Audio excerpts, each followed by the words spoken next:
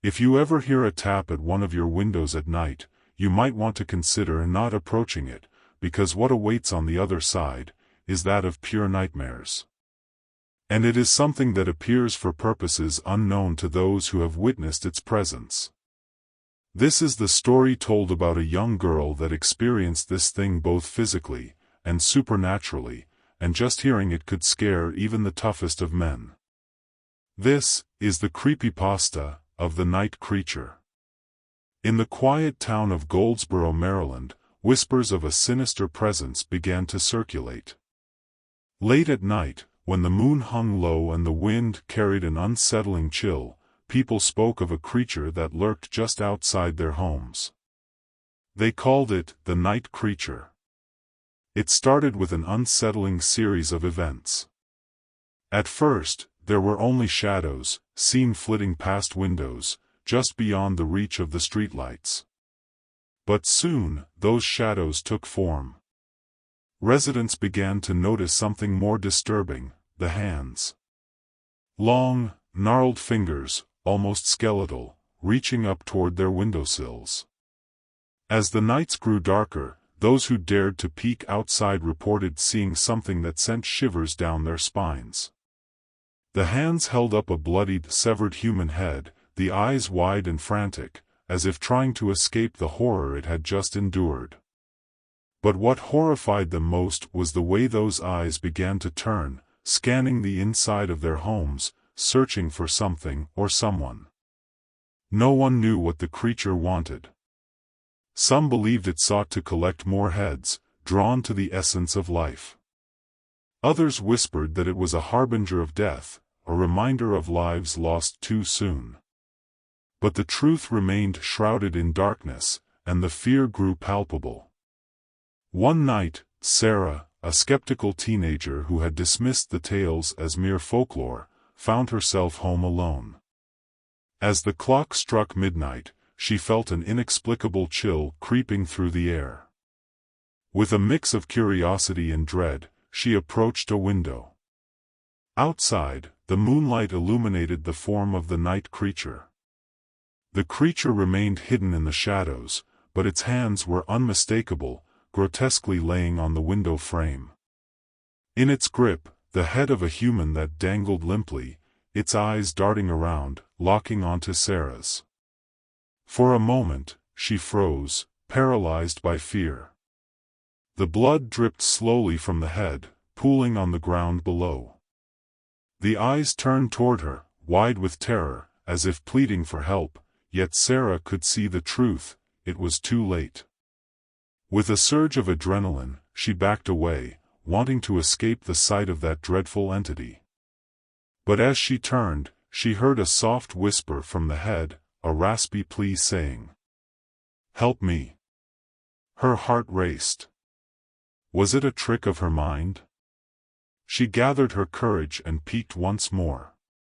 The head was now staring right at her, its eyes filled with an emotion she couldn't quite decipher. Was it anger, sorrow, or something more sinister? The hands remained steady, unwavering, as if waiting for her response. Desperate to break the connection, she grabbed her phone and dialed a friend, hoping to dispel the terror that clung to her.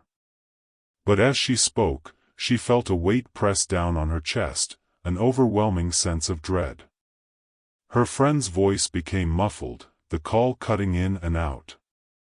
When Sarah finally dared to look again, the night creature had vanished, leaving only blood stains on her windowsill, the stains being a reminder of a moment of pure horror. Days turned into weeks, and the town remained on edge. People stayed indoors at night, curtains drawn tight, fearing the return of the creature. Sarah, however, felt the weight of fear, just from remembering something holding up a human head up to her window, and she found it hard to understand what the creature truly wanted. It haunted her dreams, a chilling reminder of that night. One evening, she decided to confront her fears. Gathering a small group of friends, they gathered in her living room, determined to uncover the mystery of the night creature. They scoured the internet, searching for any clues, any history tied to their town. But all they found were fragmented stories, each one more horrific than the last. As midnight approached, they heard a knock at the door. Startled, they exchanged worried glances. With a shared breath, Sarah opened it, revealing nothing but darkness. But from the corner of her eye, she spotted a familiar shape lurking outside her window, so she closed her door back quickly, making sure to lock it. Her and her friends then rushed to the window, hearts pounding, as fear took over them, and there it was. The creature, its hands raised once more. A different bloodied head dangled from its grasp, eyes spinning wildly. It was a grim display, yet Sarah felt an urge to approach it. As she stepped closer, the head's eyes locked onto hers, and she felt an inexplicable pull. The creature remained hidden, but the message was clear, it wanted to see her. With trembling hands, she opened the window just a crack, and the air turned icy. "Help me," the other head whispered again, but this time it felt different, urgent, desperate. Without thinking, and almost in a hypnotic state, Sarah reached out.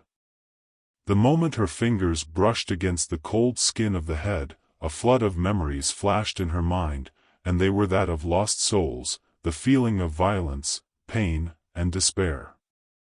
Each one flashed before her eyes, revealing what the night creature had done.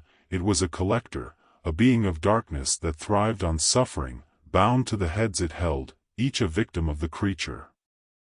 Suddenly, the night creature's hand reached up and grabbed her, its grip tightened, and in that instant, Sarah understood its true nature. It wasn't just seeking more heads, it wanted her fear, her despair, to add to its collection.